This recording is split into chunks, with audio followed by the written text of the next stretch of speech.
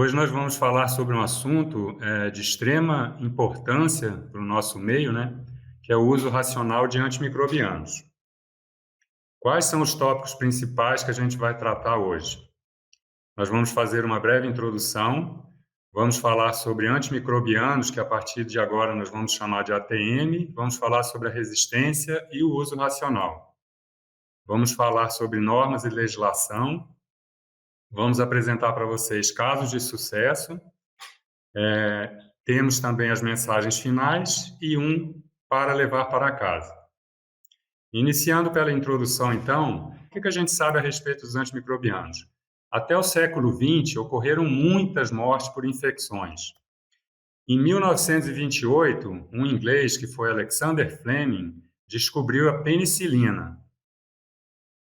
Essa descoberta da penicilina e de outros antibióticos foi um dos principais acontecimentos na medicina. Por quê? Porque foi uma importante ferramenta para o controle de infecções e mortes. Ou seja, é importante que a gente tenha isso em mente. Os antimicrobianos são uma importante ferramenta para controlar infecções e mortes, tanto na saúde humana quanto na saúde animal, que é o nosso caso aqui que a gente está falando, focando na suinocultura. Qual que é a ação dos antimicrobianos? A gente sempre tem uma ação desejada, que é a bacteriostática e a bactericida. O que seria a bacteriostática? É quando o antimicrobiano ele inibe o crescimento da bactéria. E bactericida é quando ele mata a bactéria. Só porque, ao mesmo tempo, a gente tem aquela ação indesejada também, que são os efeitos colaterais. E o que acontece com o antimicrobiano, especialmente quando ele é usado de forma contínua, prolongada e de forma inadequada? Ele afeta o fígado e sobrecarrega os rins. Por quê? Porque todo produto químico ele é metabolizado no fígado e ele é filtrado nos rins. E com isso, então, a gente pode chegar a ter inflamação desses órgãos. O antimicrobiano ele agride a mucosa do trato digestório, então ele pode causar tanto gastrite quanto até mesmo uma úlcera. Ele interfere na imunidade, ou seja, os macrófagos, que são uma das barreiras, né, dentro do metabolismo de fazer a proteção do organismo, eles estão lá no intestino, eles agem muito bem na presença de uma flora benéfica. Como o antimicrobiano mata tanto a flora maléfica quanto a benéfica também, acaba interferindo nessa ação dos macrófagos e aí vai interferir na imunidade do organismo. E quando a gente fala de antimicrobiano, sempre lembrar, vou falar um pouquinho a respeito disso mais adiante, a gente pode ter a questão do resíduo na carne. Um outro ponto que é bom a gente lembrar também é o seguinte, o antimicrobiano ele não resolve o quê? Falhas de manejo lá na granja, algum erro, né, no dia a dia, na rotina, um fluxo de produção desajustado e uma biosseguridade falha. Ou seja, antimicrobiano tem essa ação desejada aqui, bacteriostática e bactericida, mas não vai resolver os nossos erros que nós cometemos lá na granja. Ou seja, a gente precisa, de fato, de parar de ficar tentando contornar, de dar a volta nos problemas ou nas coisas. A gente tem que detectar o problema, agir corretivamente e seguir em diante. Os antimicrobianos, vamos falar um pouco de resistência e do uso racional. Já desde 2020, aqui existem notícias da ONU, né? E essas notícias estão na mídia, o que a gente tem visto? Vários países estão relatando aumento em casos de resistência antimicrobiana. Em 2018, eram 22 nações registrando esse tipo de problema. Em 2020, já eram 66, ou seja, 3 vezes mais. E a Organização Mundial da Saúde, OMS, diz que essa tendência preocupa porque afeta a luta global contra a resistência aos medicamentos. Então, essas notícias são várias, trouxe apenas algumas delas para vocês aqui como exemplo, estão na mídia. E, em função disso, existe uma cobrança em nível global. O que acontece? Tem sido cobrada uma pressão para a redução do uso de antimicrobianos, que leva a uma necessidade do controle e da prevenção da resistência aos antimicrobianos. E, com isso, a gente chega no uso racional de antimicrobianos. Quais que são os principais atores nessa questão de uso racional de antimicrobianos e da resistência dos antimicrobianos? Nós temos uma união tripartite que a gente fala, que é a OMS, a Organização Mundial da Saúde, temos a FAO e temos a Organização Mundial de Saúde Animal, que é a OIE. Esses são organismos internacionais e que fazem essa cobrança em nível global. Quando a gente vem para o Brasil, quem que são os principais atores? É o Ministério da Saúde, que de agora em diante a gente vai chamar de MS, e o Ministério da Agricultura, Pecuária e Abastecimento, que é o MAPA. Então, aqui nós temos a preocupação com a saúde humana e aqui nós temos a preocupação com a saúde animal. E quando a gente vai para o campo, quem que são os principais atores? As cadeias de produção, no nosso caso aqui o foco é a suinocultura, mas poderia ser a avicultura, bovinocultura, de corte de leite, e as granjas e as fábricas de ração, tá ok? Qual que é o outro ponto que é muito importante a gente entender atualmente? Esse conceito de saúde única. Então, hoje, o Ministério da Saúde e o Ministério da Agricultura trabalham em conjunto, ou seja, médico e médico veterinário são profissionais da saúde. Vocês vão ver, pelo que eu vou mostrar mais adiante para vocês, que hoje todos os planos e programas são em conjunto entre os dois ministérios.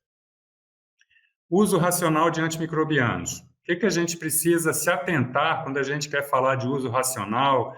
É usado também o termo uso responsável, uso prudente de antimicrobianos. Eu só vou usar antimicrobianos quando for necessário e, idealmente, com apoio laboratorial. Ou seja, eu faço um diagnóstico para aí determinar o uso correto do antimicrobiano. A prescrição do antimicrobiano ela é restrita ao médico veterinário, é o único profissional que pode fazer essa prescrição. A gente deve sempre respeitar a dosagem, a duração do tratamento e o período de retirada, que é a carência. E isso tudo está definido na bula do medicamento. Eu vou usar somente produtos com registro válido e de fonte segura e autorizada, né? Então o produto tem que ter registro. E no campo, eu vou me valer de quê? Da experiência pessoal, do conhecimento do sinal clínico versus o agente. O que quer dizer isso? Através dos sintomas lá, dos sinais clínicos, eu sei qual agente que provavelmente está envolvido, se ele é um agente entérico, se ele é um agente respiratório. E também vou fazer isso tudo associado às boas práticas de manejo de produção lá na granja e na fábrica de ração. Vou dar para vocês aqui um exemplo de uma das ações do MAPA relacionadas ao uso prudente de antimicrobianos.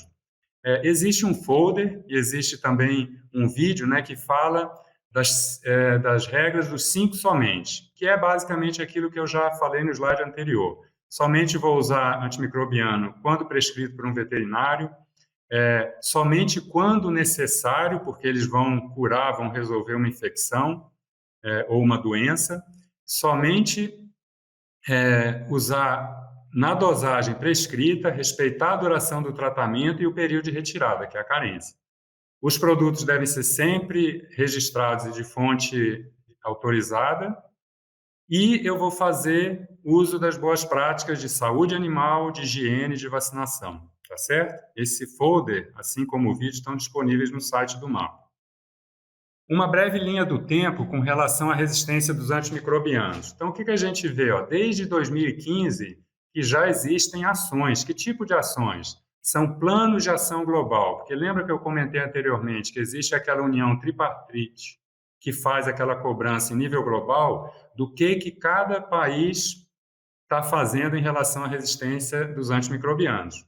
Então, em 2017, o Ministério da Saúde, né, que é o MS aqui, lançou esse plano de ação de vigilância sanitária.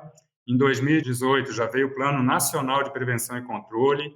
Aí o MAPA, em 2018, que é o Ministério da Agricultura, também lançou um plano. Depois teve esse lançamento da aliança. E, por último, agora em 2021, vieram os grupos de trabalho. Para quê? Para monitorar, para conferir se esses planos aqui estavam sendo efetivos e, de fato, estavam sendo cumpridos. E aí foi colocado, porque dentro desses planos existia um cronograma do que seria feito em 2018, 19, 20, etc. E o que a gente sabe? Eles todos estão terminando o cronograma deles agora esse ano, em 2022. Então, tem ações que já se encerraram em 2018, 2019, mas algumas ainda vão ser realizadas agora em 2022. Essa cobrança toda, então, de redução do uso de antimicrobianos, do uso racional de antimicrobianos, ela faz sentido? Vamos ver aqui algumas informações que podem nos responder essa pergunta. Uma das coisas, em 2015, foi feito um estudo por um pesquisador que ele fez a média global da suinocultura de quanto de antimicrobiano que era usado, e esse é um número que a OIE, que é um daqueles organismos internacionais, usa como fonte oficial. Então, o que se sabia nessa época? Que eram 172 miligramas por quilo de peso vivo. PV, então, da agora para frente, é o nosso peso vivo. Se a gente for comparar esse dado, que é um dado global, com um trabalho feito no Brasil em 2017, o que a gente vai encontrar? Olha qual que era o miligrama por quilo de peso vivo aqui no Brasil. Era de 358, ou seja, praticamente o dobro da média global.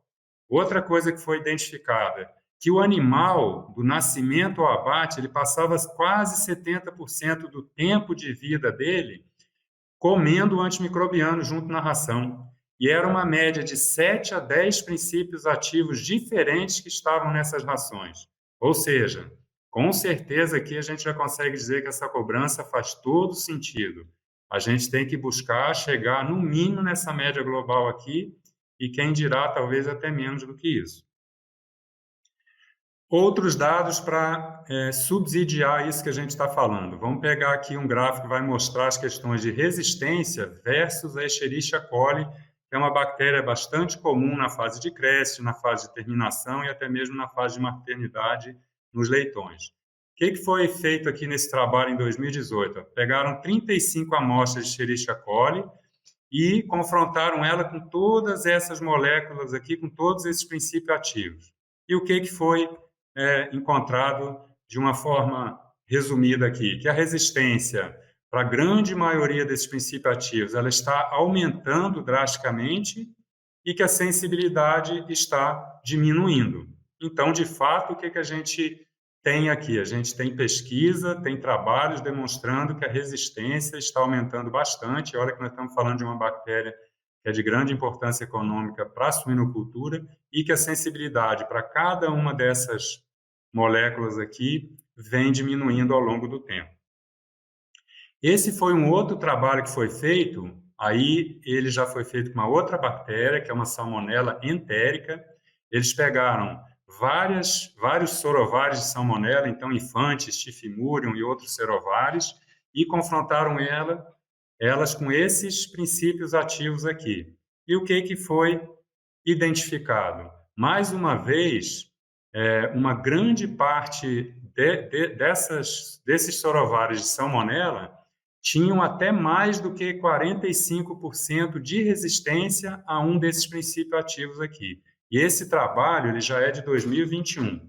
Eu gostaria de rapidamente chamar a atenção para o seguinte, existem muitas siglas nesse meio, quando a gente fala de uso racional de antimicrobiano e de resistência.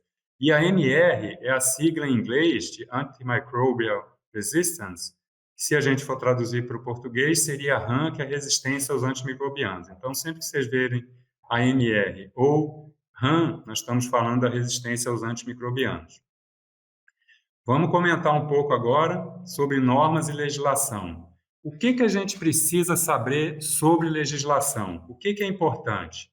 Conhecer as principais, né? E aí aqui a gente tem a CPAA, que é a Coordenação de Produtos de Alimentação Animal, ou seja, todo produto que é usado via ração é controlado por essa coordenação do Ministério da Agricultura. E nós temos também o CPV, que é a Coordenação de Produtos Veterinários. Aí são aqueles via água, injetáveis, que são controlados por essa coordenação. Isso tudo aqui está dentro do mapa, que é o Ministério da Agricultura. A gente precisa conhecer os pontos mais relevantes de cada uma dessas legislações aqui, que são pertinentes a esse assunto, né? A gente precisa saber a relação entre elas, se é que existe alguma, mas muitas vezes existe sim uma relação entre uma legislação e a outra. A quem que aquela legislação se aplica, né? Ela se aplica à granja, ela se aplica à fábrica, ao setor regulado, que é o setor que é fiscalizado, né? Esse é um ponto importante, a gente precisa aprender a planejar mais. Planejar o quê? A cumprir. A legislação existe para ser cumprida, ela nos dá um norte, mas ela precisa ser cumprida. E a gente tem que ficar atento a quê? Às alterações que essas legislações podem sofrer e às consultas públicas, ou seja, é algo muito dinâmico, como quando uma consulta, como quando uma legislação ela é editada, ela pode ao longo do tempo sofrer alterações, aí eu preciso estar atento, que ela passa a valer com essa nova alteração, e às vezes ela é colocada em consulta pública, que aí é quando o cidadão tem a opção de participar também e poder dar suas sugestões para aquela nova legislação. Vou mostrar essa tabela para vocês aqui, que é o quê? Para que vocês vejam que ao longo do tempo, essa legislação aqui, são várias, ó, vocês podem ver que desde 98 já foi feito o quê? Ó? Já existiam restrições e proibições de aditivos melhoradores de desempenho. Se vocês forem olhar aqui, os mais recentes foram em 2016, que foi a colistina, e em 2020. Mais uma vez, a fonte de estudo aqui é o Ministério da Agricultura. Em 2020, nós tivemos a proibição, a restrição do uso de tilosina, lincomicina e tiamulina como um aditivo melhorador de desempenho. Se o produto for registrado como terapêutico, ele continua tendo seu registro válido e o seu uso é permitido. Mas para vocês verem que assim já tem muito tempo, mesmo que só tenha começado com aqueles planos da questão da resistência dos antimicrobianos em 2015, mas já há muito tempo que alguns aditivos foram proibidos aqui no Brasil. Assim como a gente fez com a questão da resistência, vamos fazer uma breve linha do tempo com relação à legislação do MAPA. A gente tem a Instrução Normativa 65, que ela é de 2006, e ela fala sobre o uso de medicamento via ração. Então, assim, ó, o que a gente precisa saber sobre a legislação? Quais são as principais? Eu vou mostrar para vocês aqui.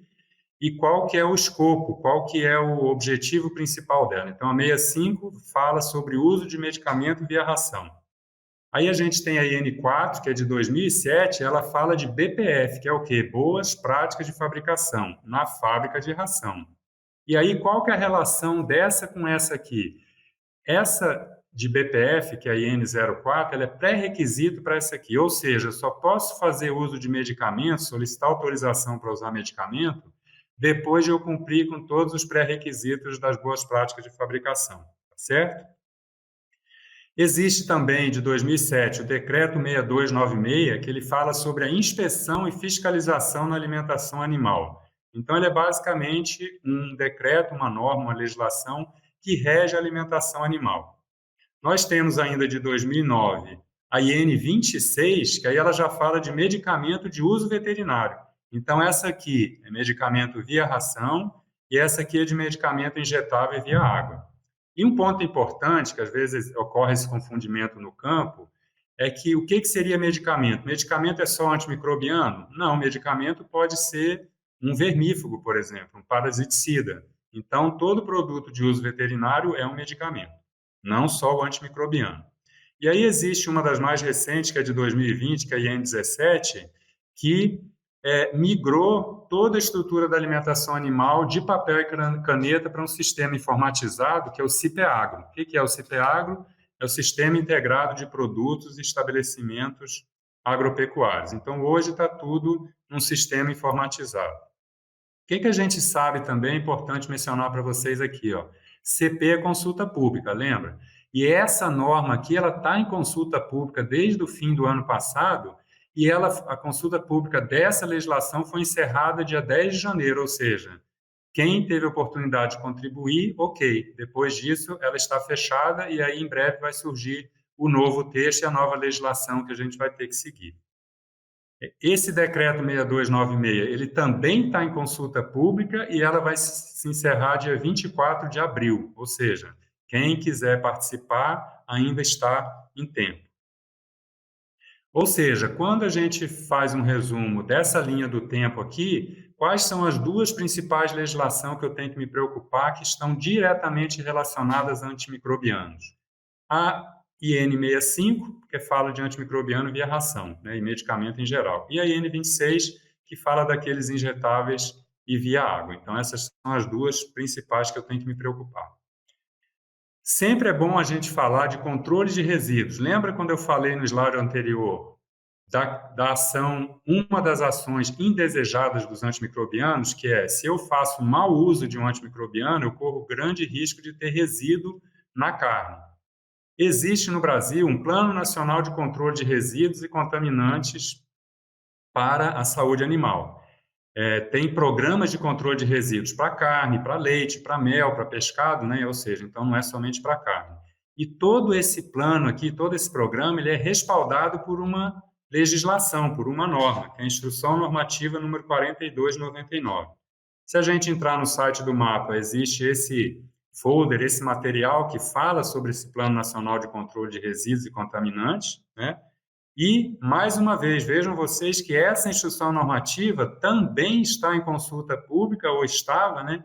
Porque ela já foi encerrada dia 28 de fevereiro de 2022. Ou seja, vocês estão percebendo o quanto de movimentação que está tendo na área de alimentação animal e nessa área do uso de antimicrobianos. Por isso que eu disse também anteriormente que é muito importante que a gente esteja atento às alterações das normas da legislação e também as consultas públicas. E no caso de resíduo, qual que é a grande preocupação? Se eu tiver resíduo em um desses produtos aqui, mas vamos focar em carne, que é o caso da suinocultura, eu vou ter o que a gente chama de violação por antimicrobiano. E isso aí vai gerar um grande problema, porque o frigorífico envolvido é fechado, embargado, a granja envolvida é fechada, e você pode passar semanas sem poder comercializar o seu animal e sem abater animais até que se descubra o que aconteceu e que tudo seja regularizado. Ou seja, com certeza a gente tem que fazer uso prudente de antimicrobianos, em especial respeitando a questão da dosagem, o período de tratamento e respeitando o período de retirada, que é a carência, para que não aconteça esse tipo de violação.